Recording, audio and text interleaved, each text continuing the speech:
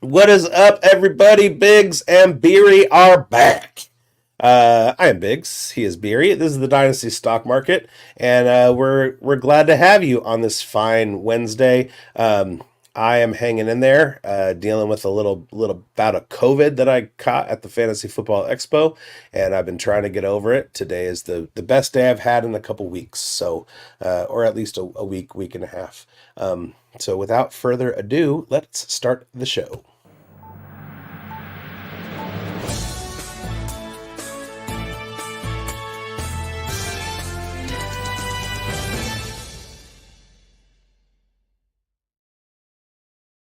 All right, shout out to Brittany. That's the debut, the debut of our new intro. We're gonna go through. I want to invite everybody. You guys all are either here on the Player Profiler News channel on YouTube, or you're on Player Profiler News on Twitter, and so you probably are aware of our playerprofiler.com news archive. So I want to invite all of you to go to there. That we are going to be going through all the blurbs that the news desk is hard at work working on, and that's going to be like kind of our format for today, how those blurbs relate to the Dynasty landscape, the Dynasty market, and that can be found at playerprofiler.com/news. So that is an aggregated collection of all the blurbs that we do in historical order. It's newest to oldest. But apart from that, how are you doing, Emerson? Living the dream, my friend. Feeling a little better than you.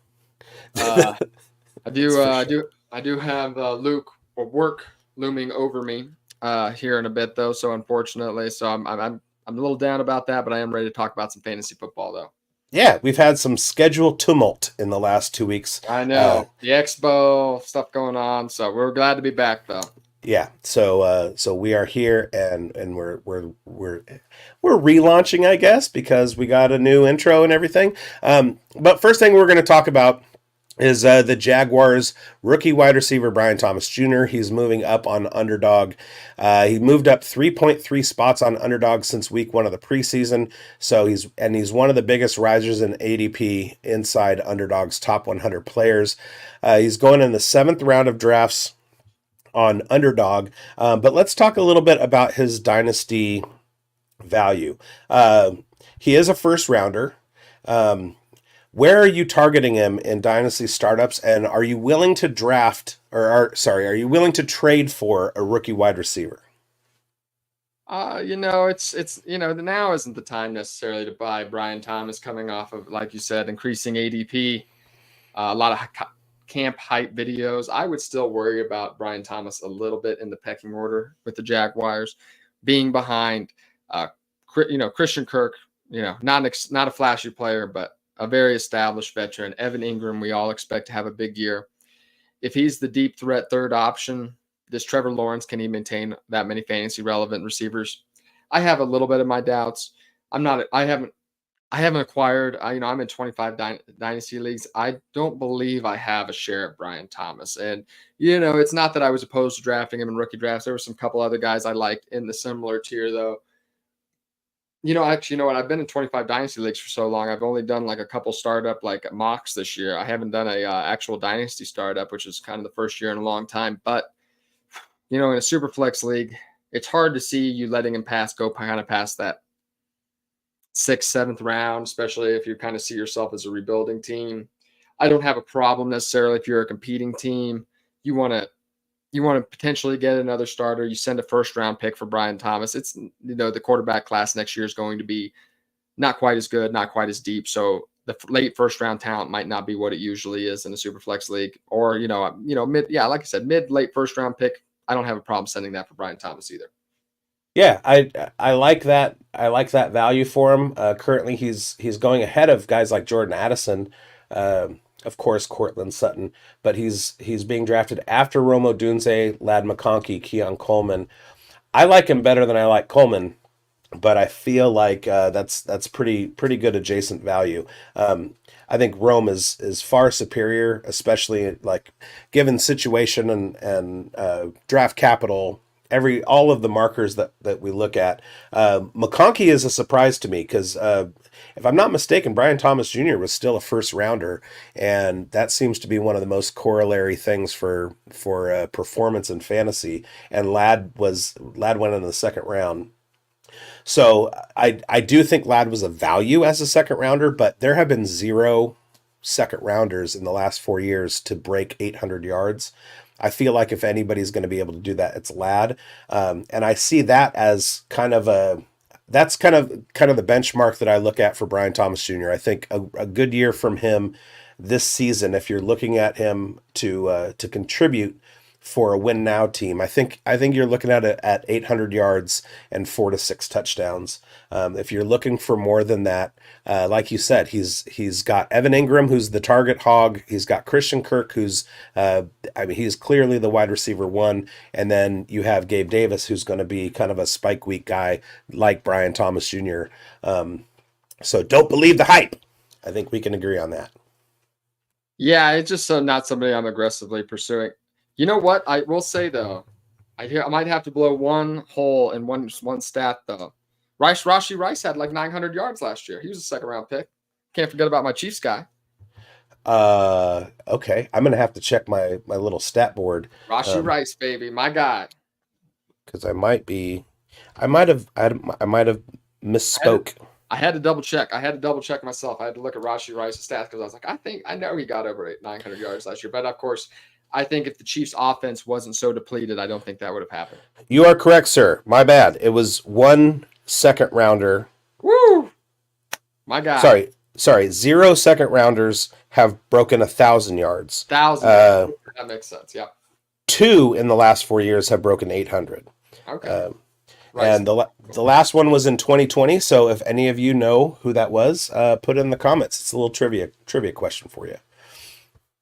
All right, I was thinking the big time, the 1,000-yard mark. But my statement with Ladd McConkey still stands. Nobody's done it as a second rounder. Nobody's broken 1,000 yards. But go to playerprofiler.com because my little write-up today might be live. Let's go ahead and check that out. We're doing battles, and I did a battle of Ladd McConkey versus Deontay Johnson. I think it was Bill Williamson had Deontay and made a pretty good case, and I was struggling. So hopefully that's on the front page today, and you can all go read that because I think I made a pretty. There it is, Dan Williamson and Brendan Booth. Ladd McConkey versus Deontay Johnson ADP battles. I feel like I made a pretty good case. So you can go ahead and once this show is over, go over to playerprofiler.com on the front page, read that article, and then come back and in the comments drop what you think. Like if you think I made a good case. All right, moving on to the Minnesota Vikings. Now, we had news about J.J. McCarthy. He's out for the year after having surgery. And Kevin O'Connell has come out and said that Ty Chandler and Aaron Jones are going to be basically sharing the backfield. That's a similar situation to what Aaron Jones has seen in Green Bay the last couple of years with him and A.J. Dillon, although he has had some injury bad luck. Where are you valuing Ty Chandler? I personally have him as a target. I'm trying to take him in as many drafts as I possibly can. I would try and trade for him, just kind of banking on the injury proneness of Aaron Jones. And watching him this preseason, Ty Chandler has looked pretty efficient. Where are you looking at Ty Chandler? RB2, RB3, RB4? One thing about Ty Chandler, I'd like the profile. The offense is looking a little bit more bleak by the day, though. Yes, with J.J. McCarthy going out for the season, I don't know if he would have been necessarily an improvement over Sam Darnold, but, I just don't see this being all of a sudden a prolific offense. And because of that, less plays on the field, less touchdowns. In a committee with Aaron Jones, I do think he would have a lot of standalone value anytime Aaron Jones missed time. I don't have a necessarily problem with his ADP. But yeah, somewhere in that RB3, RB4-ish kind of area. Probably low RB3 for me. But yeah, I'd be more excited about Ty Chandler if the offense was a little bit better, but that's what's holding me back right now. And that's another thing is maybe that they will have to mitigate Sam Darnold's play on the field with giving handoffs a little bit more. We do have some fire rising up the boards just behind Ty Chandler in Jalen Wright, J.K. Dobbins, and Chuba Hubbard. Of those three guys, would you rather have any of them than Ty Chandler? They're in a similar conversation. I think Ty Chandler has a more direct role than you said Jalen Wright, J.K. Dobbins. Who was the other one? Chuba. Yeah, Ty Chandler I think has a more secured role than I think that's necessarily guaranteed for Chuba or Jalen Wright. Although Chuba could take the early work, especially with Jonathan Brooks, maybe about back till week 3 or 4. Probably, yeah, right in that mix, though. I'd probably prefer him over those two, but something tells me that J.K. Dobbins, I don't know. I'd probably take Ty Chandler over J.K. Dobbins, too. That's just too risky, but just over then. It's the right conversation, though. Especially in Dynasty. And the thing about J.K. Dobbins is I believe in his efficiency. I don't believe in his ability to come back so quickly from injury. But he is going to be in that LA Chargers offense. I feel like Ty Chandler and Jalen Wright, they're only separated by 2 spots in ADP. I think they're both similar dart throws. And Jalen Wright, I feel like is I feel like I would value him a little bit higher than Ty Chandler. It looks like his trade value is a little bit higher than Chandler's, but his ADP is a little bit behind. So then looking at the 4 guys ahead of him, Zach Charbonnet, Rico Dowdle, Ezekiel Elliott, and Trey Benson. Would you rather have Ty Chandler over any of those 4? In Dynasty, I'd have him behind that, or at least behind everybody besides Ezekiel Elliott in that tier.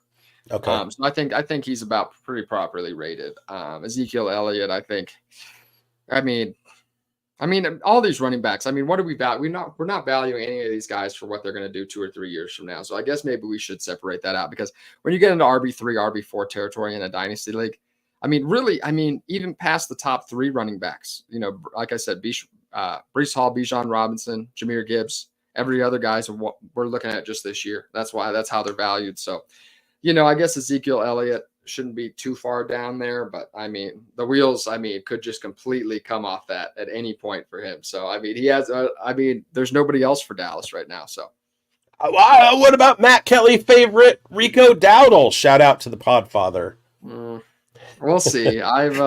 You're not excited about Rico Dowdle. I'm not. I was excited about Rico Dowdle last season, and it didn't end up happening for me. So I was excited about Malik Davis last season. All right.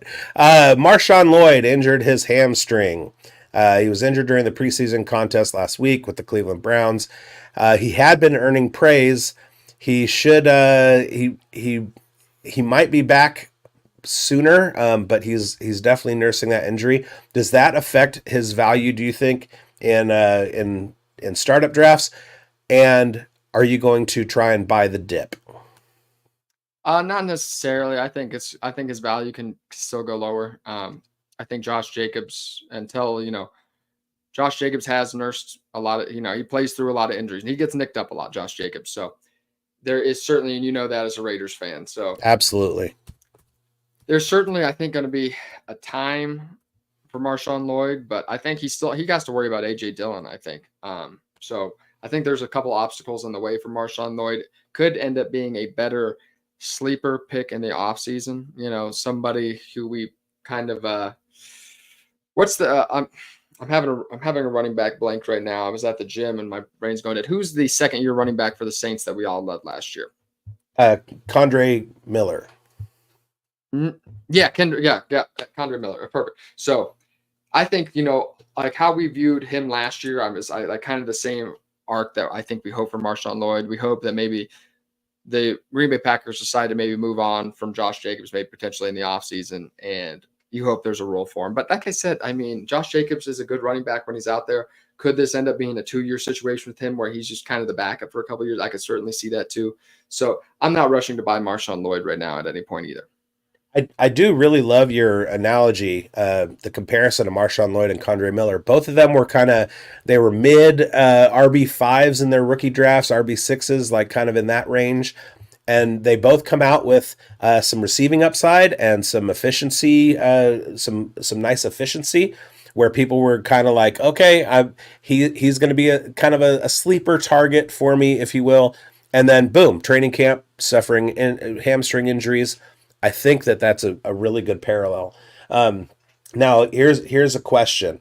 Looking at some of the players with adjacent ADP, we just got out of the mid 40s with the Jalen Wright, like what we were talking about with Jalen Wright and the other guy, Ty Chandler. Now, so far, Kamani Vidal is a couple spots behind Marshawn Lloyd in ADP.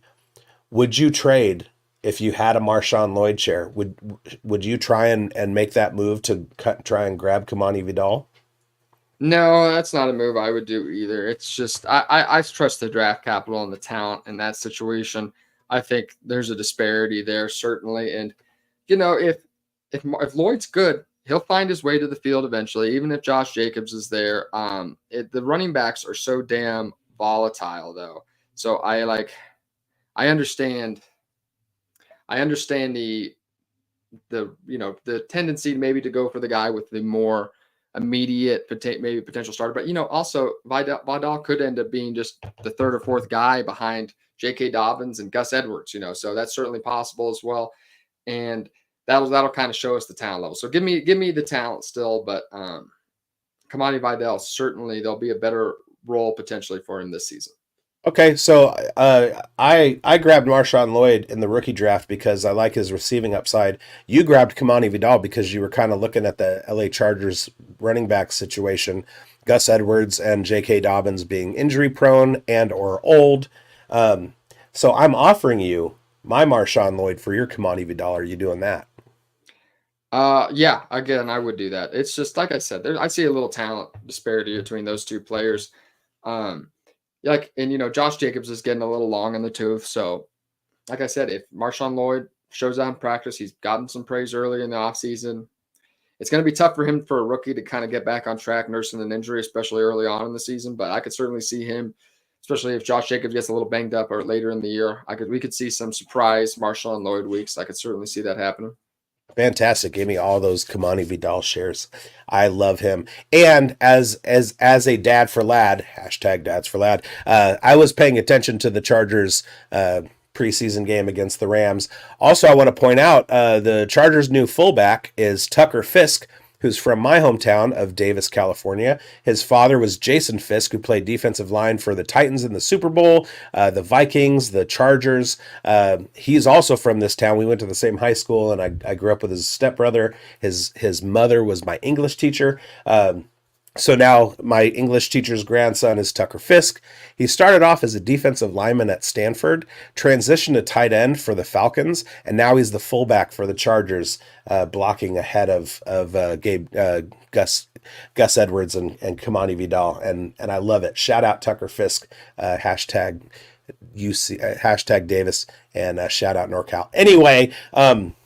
Yeah, I love Vidal. I was watching that game, and Vidal's efficiency when he has the ball, he's getting through tight spaces.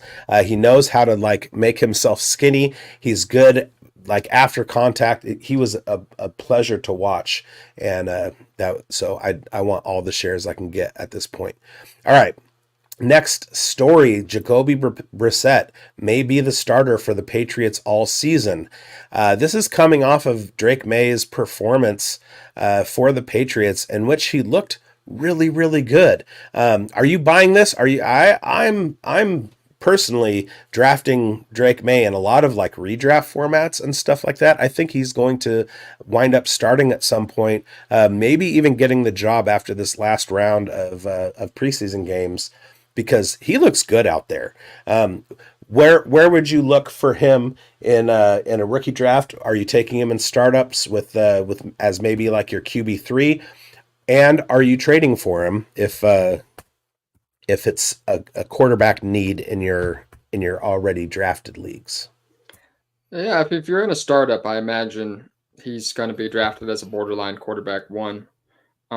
because of what you see in the future. And yeah, I mean, even in a redraft league, I wouldn't draft him in most leagues. I think unless it's a super flex league, you could draft him in the back end of the draft. I think if you're in a regular one quarterback league, I think you can leave him on waivers. Um, I think that you could see a few Jacoby Brissett weeks. But the only reason I could see the Patriots doing this would be is if they just see the offense is so bad that they just don't want to see like him lose confidence and it looked like a lost year, like Bryce Young last year or Trevor Lawrence his first season. That would be the only logical reason that you wouldn't have Drake May out there. Jacoby Brissett, very, very limited, very obvious in what he's capable of. So Drake May brings a little bit, intuitiveness to the offense. He can run, get some stuff off script that I think will help out the Patriots offense quite a bit, but I still seeing it being a bad unit. The wide receivers are getting a little better. The offensive line, a little better too. So I mean, it's not total disaster, but I don't think, in dynasty startups, I don't necessarily mind the dip in value right now as people perceive that they have to wait on him. So he's not necessarily going as high as if he was the week one starter, he would get a big bump. So if you're in a dynasty league and you're not necessarily looking to, because you probably have to spend a pretty premium pick on Drake May in a dynasty startup draft. If you don't, if you don't see yourself, you're fine rebuilding, you're fine. You're fine getting a cheaper quarterback as your quarterback too a little bit later on in the draft. Yeah, definitely. I like Drake May's value right now. Yeah, he's currently 1 ADP ahead of Gardner Minshew. The Las Vegas Raiders just announced that Gardner Minshew will be their week one starter. I like that they emphasized he was going to be the week one starter, not he's going to be the QB1 for the season, hinting at maybe they're trying to get through the first 4 games. They need a little bit more mobility than what Aiden O'Connell can offer. And if they get off to a fast start, then maybe they stick with him. If not, then they kind of go back to Aiden O'Connell. But he's going behind Russell Wilson, J.J. McCarthy, Sam Darnold, and Bo Nix. And I just feel like I would rather have Drake May based on his upside, his draft age. I mean, he was 21. He was a three-year declare. I like his situation better than I like Russell Wilson's. I like it. Obviously, J.J. McCarthy is out for the year. Sam Darnold is kind of like he could be the next Baker Mayfield, but we don't have that in stone. And then Bo Nix is he's an older prospect, and that tends to not be quite so good. Plus, the Broncos are kind of a mess. So Drake May as a QB 32, his potential, if you look at what he did his sophomore season, his sophomore year breakout was absolutely insane. He had a ton of rushing yards. I think he was second only to Jaden Daniels in 2022 and 2023 in rushing yards for a quarterback. Don't fact check me on that, but he may, at least as far as the top 5 in this class, he was good. He's got a lot of rushing upside, and his numbers at North Carolina in his sophomore year far exceeded the kinds of things that Josh Allen does in Buffalo in more games. And I'm not saying that Drake May is going to come to those be at that level, at Josh Allen level in fantasy as a rookie or second year. But I mean, it's something to think about. He does have that. He did have that profile in college, and he's another smash for me. I'm grabbing him everywhere that I can. All right, Tyrone Tracy was hurt, and everybody flipped out. He was taken off on a cart, and everybody thought he was gonna be completely done, shut down. He avoided major injury, is just a sprained ankle. He should be able to come back pretty quickly. Our player profiler comp on Tyrone Tracy is Rachaad White. I think he might actually profile a little bit better than Rachaad White. I think given similar offensive lines, he'd probably be more efficient running between the tackles, and also he's a former wide receiver. So I think although Rachaad White does have receiving upside, I feel like a healthy Tyrone Tracy with the job as RB1 in New York, I feel like I would rather have him than Rachaad White. I would fade Rachaad White in that situation. What do you think about that? I've always I like Tyrone Tracy's profile. I like the fact that he can catch. It's the same argument for me. Like, man, what do we expect from the New York Giants offense this year? I worry about just being a little bit of committee. Some, just teams like we like the exciting, flashy players. And, I think, especially if we're just talking about with the ball in their hand, I think Tyrone Tracy would be much more exciting than Devin Singletary. But we know Devin Singletary is going to do the little things that the coaching staff likes. He's going to be out on the field. With limited, I feel like Tyrone Tracy I'm always the post-hype players like Tyrone Tracy who get a lot of love and get a lot of steam. It's always tough for me to get on board with these kind of players just because, like I said, I just know there'll be a value dip at some point, especially sometimes it just never stops. I always remember Terry McLaurin's summer before his rookie year. It was just he was whatever he was a third or fourth round pick.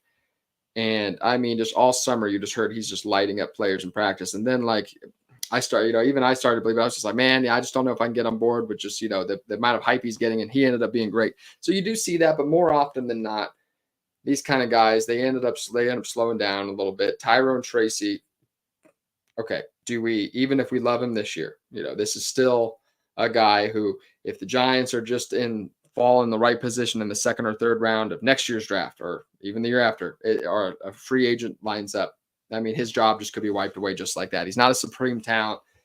So because of that reason, I wouldn't go I probably have a difficult time sending a second round pick for him at the moment in a dynasty league, just because I know I could get a guaranteed less. I could get a less sexy name for a second round pick, and I know he's going to start this year rather than a guy who maybe not. So that's where I'm at with Tyrone Tracy. Now, say Tyrone Tracy comes out and after this third round of preseason games, Dable says Tyrone Tracy is fully healthy and he's going to be splitting carries with Devin Singletary. There are 1A and 1B. Are you moving him for a draft pick from next year? Oh, yeah. That's tough. It's just it would be like a guy who I wouldn't, at that point, do you want to sell for, if I thought a bad team would send a second round pick to me, I'd do that. If I didn't like the roster, thought they maybe hadn't had a bad year. If a competing team is going to send a second round pick, that's I don't want to sell for a second round pick, but no one's going to give me a first, you know what I mean? So he kind of falls in that kind of weird range. So. Okay. And let's look at it in terms of stocks. Tyrone Tracy was a 4th round rookie draft this year. If you spent 4th round draft capital in your rookie draft on Tyrone Tracy and he got the job and somebody came to you with what even would turn into a late second rounder in 2025, you wouldn't take advantage of that upgrade in value. Okay, say it one more time. What I'm getting back again. So Tyrone Tracy was being drafted in the late third, early fourth in rookie drafts. So if kind of what we're trying to do with the marketplace is take assets and improve on their value, you spent 4th round value on one and you're getting 2nd round value for next year. Would that not be enough to move the needle for you and make you hit that smash accept? The 2nd round picks are kind of lottery picks too, so if Tyrone Tracy has a grasp on the starting, if I'm rebuilding, I'll do it. But, I'm not rushing him out the door if I need a starting running back this year. Not that, like I said, maybe an early 2nd round pick, but a late 2nd round pick, that's going to be another dart throw anyway. Most of my teams are competing. So if I was doing that, I would certainly take Tyrone Tracy. But, that's fair. Mm-hmm. Fair enough. All right, let's hear from our intrepid leader real quick. Matt Kelly, take it away. Now, I know many of you are looking for a secret weapon for your Dynasty League, and I have it. It's called the Dynasty Dominator app. You go to the App Store, go to Google Play. It's right there. It's $5 to download, and then every year it's $5 to load the next incoming class of rookies. You can add Superflex, add tight end premium. It's incredible because it allows you to look up players. It allows you to vote on whether a player is a buy, hold, or sell, and then see the market sentiment on that player. And you can compare their lifetime value rating from Player Profiler to their Dynasty ADP at the FFPC, all in the price lookup tool. And beyond that, we have a trade analyzer, so you'll never lose another Dynasty trade again. And in our settings, you can set this is a win now team, this is a rebuilding team, and then we let you compare players. Look at their metrics side by side, prospect metrics, NFL metrics. It's all there. It's $5 in the App Store. There's some add-ons for Superflex and to buy the upcoming rookie class. Every year, you're going to spend $5 on this thing, and it's going to be well worth it. Shout out Matt Kelly. All right.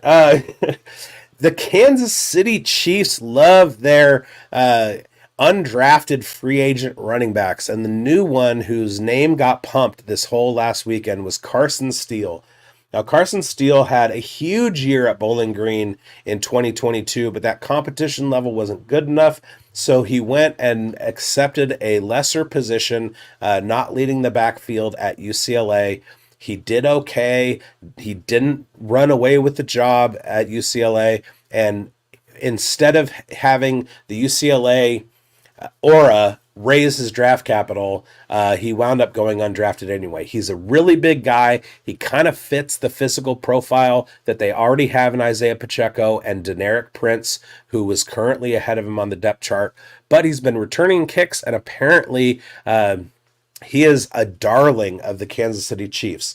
Right now, he is going ahead of Sione Vaki, who's a safety switch to running back and kick returner. He's slightly behind Cam Akers, Evan Hull, Trey Sermon, and Isaac Guerrero. I think those values are right where he should be. He's also ahead of Deuce Vaughn, Cordero Patterson, and Jerick McKinnon. This is a guy who shouldn't be on anybody's fantasy radar, but if they say that Carson Steele is the RB2 backing up Isaiah Pacheco and beats out Deneric Prince, and they let Clyde Edwards-Helaire walk, is this a name on your radar yet? He's getting there. I think he's a dynasty stash. He's somebody you should grab off of waivers when you have 25 plus roster spots at the moment. It's still like, it's different than making the team than being fantasy relevant. There's a level there, so you don't need to go too crazy. There's only 3 or 4 running backs, so it will only take a couple injuries for him to get thrown out there. But the Chiefs have shown like Isaiah Pacheco has been productive these last couple seasons, but if the Chiefs, they're not going to lean on some running back they have Patrick Mahomes. So if a running back's just going to go get 3 yards in a cloud of dust, I like what Carson Steele's done, but it's going to be a lot different going up against defenses that are showing out, not hiding any plays or anything like that. So I just think that if there was a time when Isaiah Pacheco went down, I don't think they would lean on Carson Steele enough in a particular game to likely be more than an RB3 anyway. So yeah, like I said, this is somebody that you don't go out and trade for necessarily. Like if, just because it's going to be hard to get him. Like I'd send a 4th round pick for him right now, but nobody's really taking that. So somebody who, if he's not off of waivers yet, you should go grab him. But if not, don't panic. I'm holding on to Deneric Prince for dear life. Please don't let Carson Steele be a thing. All right, moving on to more relevant issues. Jaylen Warren. Heavy investors were distraught when they learned that he injured his hamstring during the game this last weekend. He didn't return. It's a grade 2 hamstring strain. His week 1 availability is totally in jeopardy. There's a likely chance, given the way that how hard it is to come back from more than strains, like full hamstring tears, which is when you start getting into the grade 2 level. It's when your hamstring starts turning black and purple on the back of your thigh. He could miss up to 4 weeks to start the season. What does that do to Najee Harris's value in an Arthur Smith run offense? I think it just gives Najee Harris a slight bump. I was somebody who I wasn't necessarily fading a bunch anyway. I always knew Najee Harris was going to be involved in the offense as probably a borderline RB2 kind of flex option, right on riding that RB2, RB3 line. He just doesn't get.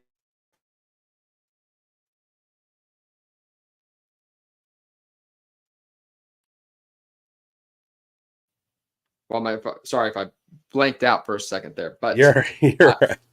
I usually have my plug for my internet cable, but I had to use my charger today because I forgot to charge it. So I don't have quite as good a connection today. But yes, Najee Harris, somebody who I wasn't necessarily fading. So he's not somebody I made. This isn't like a game changer. I'm putting Najee Harris way up in my rankings, but it's another slight bump. He's moving into like a RB20 range, somewhere right around there, I think.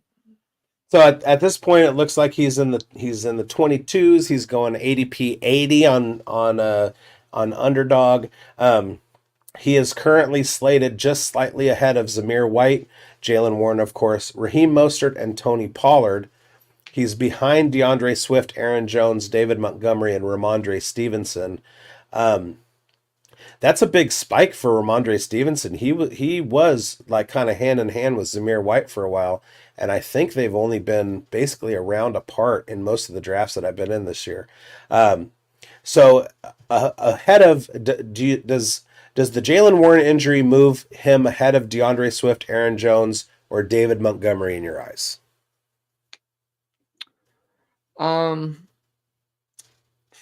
No, but it's close. I would think about ranking him ahead of DeAndre Swift, but I'm not going to. I think DeAndre Swift could catch a few passes that separates him, but yeah, I mean he's right in that conversation at the bottom of that tier. So if he has similar usage at the goal line to David Montgomery, but he also offers 10 or 15 more 10 or 50 more carries per game, with Warren being out, that doesn't move your needle.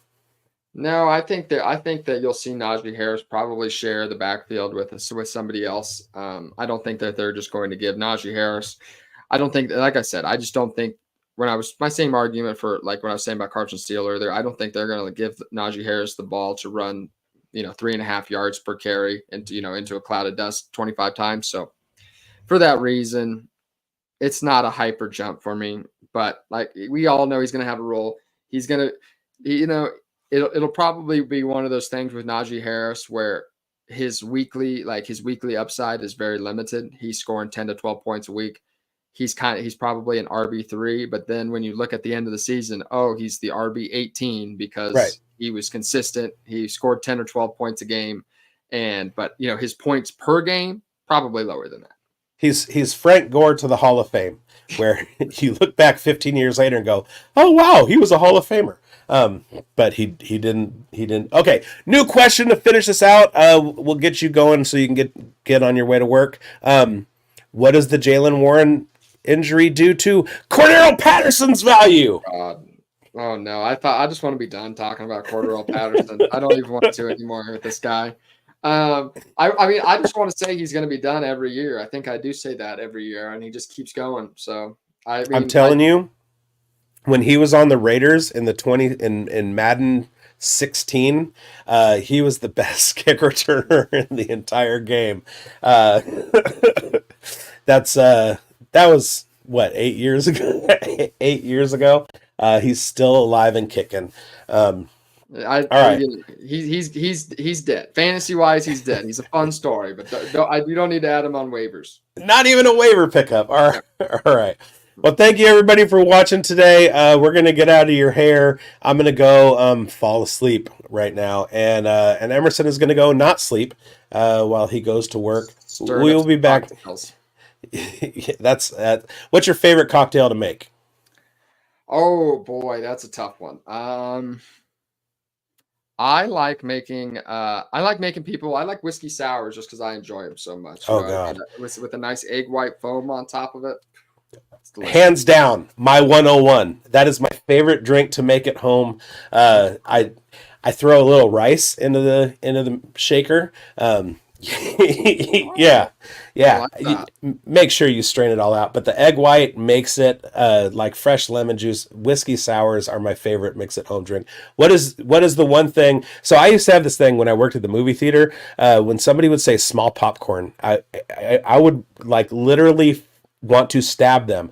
What is your small popcorn at the bar when somebody orders a drink from you and you're just like, not another one? Well, I will say that when you get something like a mojito is usually a pain in the ass, depending on where you work. Like, unless you're at a tropical place, it's kind of a pain to get all those ingredients together. Anything frozen, unless it's like a ready-made frozen thing, anytime somebody has to break out the blender for you, I could tell you that they're probably not very happy. Okay. gosh, and then anytime somebody's just like a glass of wine or a beer, I hate that too. They're like, what? I'm like, what? Okay, like, okay, what kind of glass? What kind of glass? I'd like a beer, please. So take that as a lesson, everybody. If you're going to go to a bar and order a mojito or like a frozen marg or a frozen daiquiri or something like that, throw a couple extra bucks in your tip. Probably Standard tip is $1 per drink. Still, I guess I tend to start. If I'm only getting a couple things, if I only get like a Coke, I'll do like $1 or $2. If I'm ordering for other people, I'll start looking at like the percentages, 10 and 20%. But the standard has always been to, like, from what I've understood, $1 per drink. Make it 2 or 3 if you're going to be ordering frozen drinks or mojitos, something that you have to muddle, something like that. When what you want is, I just want to make the bartender work a little bit harder. Add a couple bucks in that tip. All right. That's going to do it for the week. Thank you all for watching. We will be back next Wednesday. I will be on Player Profiler today at 3 p.m. Pacific, 6 p.m. Eastern on this channel on Friday. And I'll have more stuff, including my AFC West preview with special guests. So make sure that you check that out. And let me try and find this exit, and you guys have yourselves a good week. We will see you where. Oh, there it is. No, that's not it. Okay. Here it is. Okay. We'll see you next week, everybody. Hey, I want to thank you for being part of this broadcast. If you have any thoughts on it, leave a comment. If you enjoyed it, make sure you leave a like. And if you want to see more shows on the Player Profiler channel, subscribe to it. That's how we know you want more.